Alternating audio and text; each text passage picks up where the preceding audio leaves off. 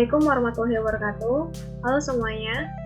Di video ini kami yang terdiri dari saya sendiri, Azza Natasha Borsyaloho, NIM 19 Kemudian ada Gila Zara Sukma dengan NIM 191501001. Saya Dita Elnora Siregar dengan NIM 1915101022. Dan saya Lila Hesarsila dengan NIM 191501053. Di sini kami akan membahas mengenai penyakit jantung iskemik atau IHD atau ischemic heart disease. Nah, video ini kami buat sebagai salah satu tugas dari mata kuliah farmakoterapi yang diampu oleh Pak Dadar Irfan Husori, SSI, MSc, APP. Di video ini kami akan membahas mengenai apa itu penyakit jantung iskemik, bagaimana apa faktor-faktor yang mempengaruhinya, bagaimana mendiagnosanya, dan sampai ke farmakoterapi dari penyakit ini. Baiklah, langsung saja ke pembahasan yang pertama, yaitu mengenai apa itu penyakit jantung iskemik atau IHD. Jadi penyakit jantung iskemik atau disingkat juga dengan PJI ini disebut juga sebagai penyakit arteri koroner atau PAK. Didefinisikan sebagai kekurangan oksigen dan penurunan atau tidak ada aliran darah ke miokardium akibat penyempitan arteri koroner atau juga disebut dengan obstruksi. Nah, IHD ini dapat hadir sebagai sindrom koroner akut. Ini meliputi angina tidak stabil dan SD segmen non-elevasi atau SD segmen elevasi puncak miokardnya atau MI. Kemudian ada angina eksersional stabil kronis, iskemia tanpa gejala ataupun iskemia karena kejang urat di arteri koroner.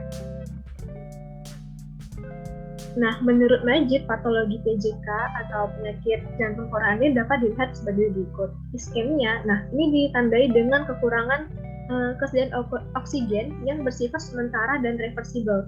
Nah, hal ini menimbulkan perubahan pada sel, jaringan, dan juga fungsi miokardium. Kebutuhan oksigen yang berlebih oleh pembuluh yang pada pembuluh yang terserang penyakit akan menimbulkan iskemia miokardium lokal. Nah, kemudian ada angina pectoris. Ini adalah gejala yang disertai kelainan morfologi secara permanen pada miokardium. Gejala yang menjadi ciri khas dari angina pectoris ini adalah nyeri bagian dada dengan tekanan berat, kemudian panas, dan disertai dan seperti diremas. Nah, rasa nyeri selalu menjalar ke bagian lengan kiri, leher, daerah maksimal hingga dagu, punggung sampai ke lengan kanan. Nah, ini terjadi sekitar 1-5 menit dan akan hilang ketika istirahat. Terjadinya angina ini bisa karena meningkatnya kebutuhan oksigen akan miokardium, latihan fisik, stres, dan juga udara dingin. Selanjutnya ada infark miokardium. Nah, ini biasanya menyerang ventrikel ini. Jadi, tujuan infark miokardium itu punya fungsi bisa mengalami perubahan bagian iskemia, yakni terjadinya data kontraksi yang menurun, kemudian terjadinya gerakan abnormal yang menurun, terjadinya perubahan dinding ventrikel, kemudian fraksi injeksi berkurang atau banyaknya darah yang dipompa itu berkurang, lalu ada cilasa kuncung yang berkurang, dan juga volume akhir diastolit dan sistolit berkurang. Bagian ventrikel dan tekanan akhir ventrikel kiri diastolit juga mengalami peningkatan. Lalu ada gagal jantung. Keadaan ini diakibatkan terdapat beban volume darah secara berlebihan dari bagian struktur jantung. Keadaan ini sering kali didahului penyakit lain yang bisa menimbulkan penyakit jantung koroner. Nah, kondisi ini bisa membuat sirkulasi darah menjadi gagal.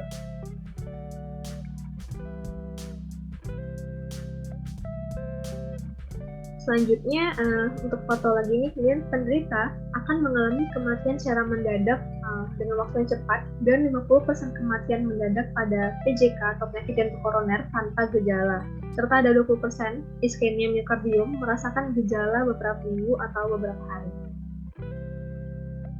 Selanjutnya adalah prevalensi penyakit jantung iskemik atau seberapa parah sih penyakit jantung iskemik ini di dunia ataupun di Indonesia. Jadi penyakit jantung koroner yang setiap tahun menyebabkan kematian itu 7,2 juta orang di seluruh dunia. Kemudian untuk prevalensi penyakit jantung koroner di Indonesia itu menurut Daftar RI 2013, 1,5% dari total penduduk Indonesia, dan di Kalimantan Selatan itu prevalensinya 2,2%. Nah, penyakit jantung koroner biasanya ini disebabkan akibat proses degeneratif, kemudian gaya hidup yang tidak sehat, obesitas, dan juga banyak faktor lainnya. Penyakit jantung koroner ini sulit untuk disembuhkan dan seringkali memerlukan perawatan yang berkelanjutan. Selanjutnya akan dijelaskan oleh teman saya. Selanjutnya, WHO mengatakan bahwa penyakit jantung serta pembuluh darah menjadi penyebab kematian di dunia peringkat 1. 17,9 juta orang meninggal akibat penyakit jantung koroner pada tahun 2016, yakni 31% dari semua kematian secara global. Lebih dari 3/4-nya akibat penyakit jantung dan pembuluh darah itu ada di negara berkembang. Pada tahun 2016, penyakit jantung koroner menyebabkan 36,32% penyebab kematian. Sedangkan prevalensi di Indonesia pada tahun 2018, penyakit jantung koroner didiagnosis oleh dokter di semua kelompok umur itu sebesar 1,5%. Kemudian, kematian akibat penyakit jantung koroner akan meningkat pada tahun 2030 menjadi 25 juta di dunia. Beberapa penyakit jantung koroner seperti usia, jenis kelamin.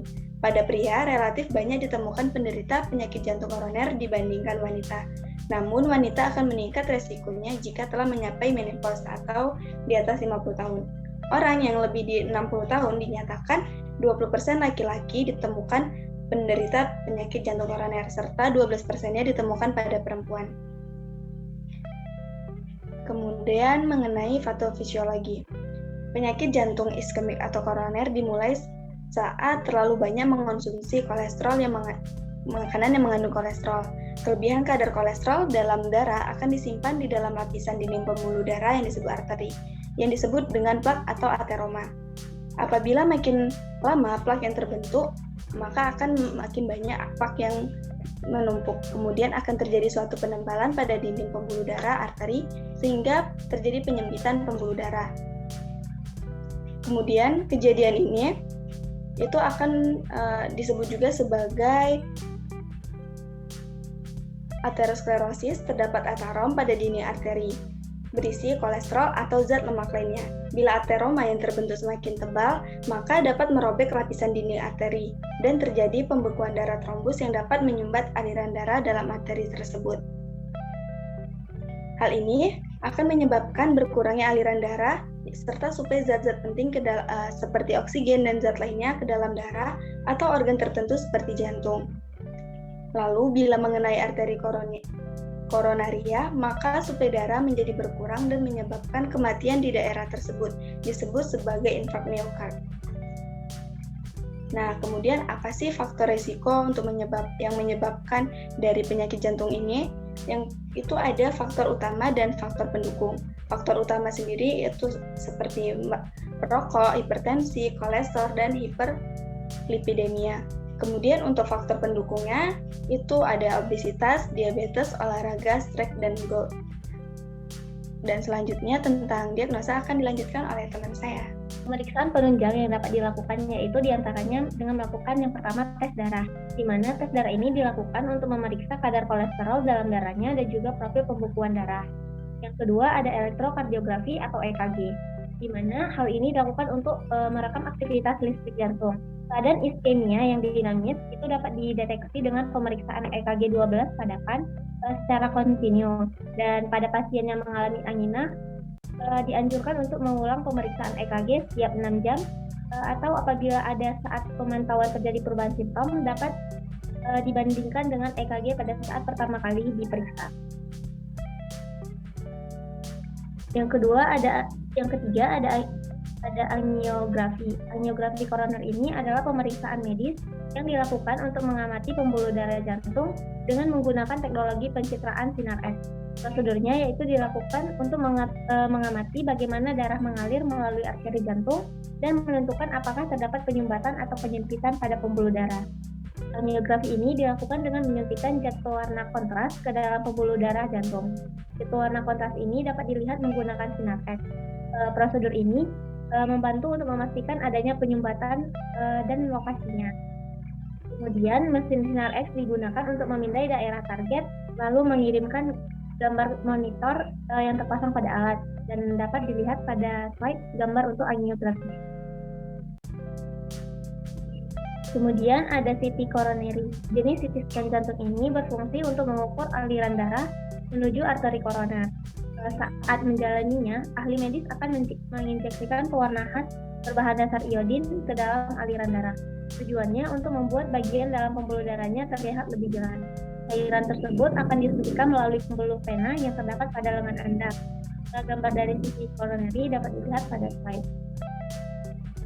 Kemudian ada biomarker jantung. Biomarker jantung ini adalah parameter yang dapat digunakan untuk mengukur perkembangan penyakit atau efek pengobatan. Ekokardiografi. Ekokardiografi atau EKG jantung adalah metode pemeriksaan yang menggunakan gelombang suara berfrekuensi tinggi untuk menangkap gambaran struktur organ jantung. Ekokardiografi ini biasanya dibantu dengan teknologi Doppler yang dapat mengukur kecepatan dan aliran dari darah. Ekokardiografi ini bertujuan untuk memeriksa adanya kelainan pada struktur jantung, pembuluh darah, aliran darah, serta kemampuan otot jantung dalam memompa darah. Metode pencitraan ini dapat digunakan untuk mendeteksi penyakit jantung, menentukan pengobatan yang tepat, dan mengevaluasi pengobatan yang diberikan. Selanjutnya, tentang farmakoterapi iskemia akan dilanjutkan oleh teman-teman. Berdasarkan langkah diagnostik yang telah dijelaskan di atas, maka adapun terapi dapat dibagi menjadi dua, yaitu terapi farmakologi. Yang pertama dapat menggunakan nitrat. Aksi nitrat tampaknya dimediasi secara tidak langsung melalui pelebaran arterial yang mengarah ke arah pengurangan stres dinding dari volume ventricle, pengurangan dan juga tekanan. Tindakan langsung pada sirkulasi koroner meliputi pelebaran besar dan kecil intramural coronal artery stenosis, pembuluh penyempit, dan juga relais plasma. Nah, dalam bentuk itu ada dalam bentuk tablet kunyah, oral, transdermal, dan juga produk yang dapat diterima untuk profilaksi jangka panjang angina. Dosis persiapan long-acting harus disesuaikan untuk memberikan respon hemodinamik. Ini mungkin memerlukan dosis mulai dari 10 sampai 60 mg setiap 3 sampai 4 jam pada first pass metabolism. Nitroglycerin transdermal dapat menghasilkan hasil yang signifikan dalam waktu latihan pada angina stabil kronis. Yang kedua itu dapat menggunakan beta-adrenergic blocker. Nah, ini termasuk pilihan yang terbaik yang dipilih oleh pasien pada aktivitas fisik yang merupakan penyebab menonjol dari serangan, para penderita penyakit hipertensi, aritma supraventrikular atau pasca angina, dan orang-orang dengan ketakutan yang berhubungan dengan angina. Beta blocker dapat digunakan secara aman dalam angina. Dosis awal beta blocker ini harus di bawah kisaran dosis usulan dan dititrasi untuk respon. Tujuan pengobatannya itu untuk menurunkan detak jantung istirahat untuk 50 sampai dengan 60 denyut per menit dan membatasi detak jantung latihan maksimal 100 denyut per menit atau kurang. Nah, detak jantung latihan sederhana sebaiknya tidak lebih dari 20 denyut atau per menit di atas detak jantung istirahat atau kenaikan 10% selama beristirahat detak jantungnya.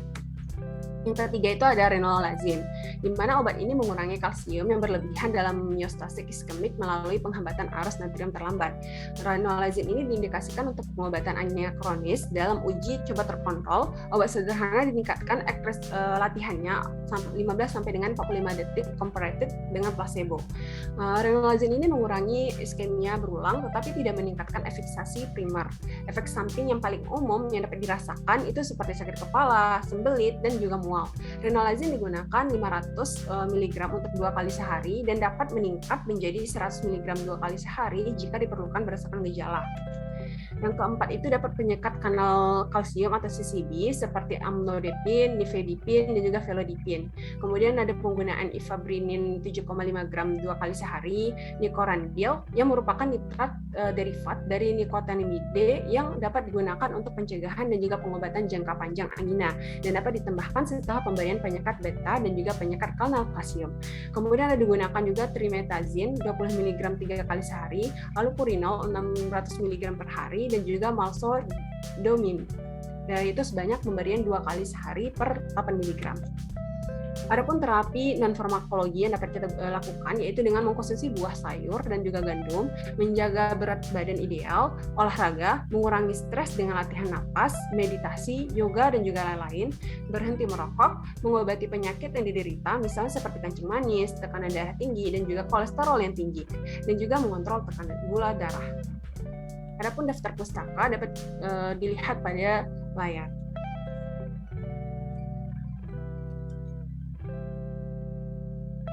Baik, demikian yang dapat kami sampaikan mengenai penyakit jantung iskemik. Terima kasih untuk perhatiannya dan kami maaf apabila ada kesalahan dalam penyampaian materi ini. Kami akhiri dengan wassalamualaikum warahmatullahi wabarakatuh. Terima kasih.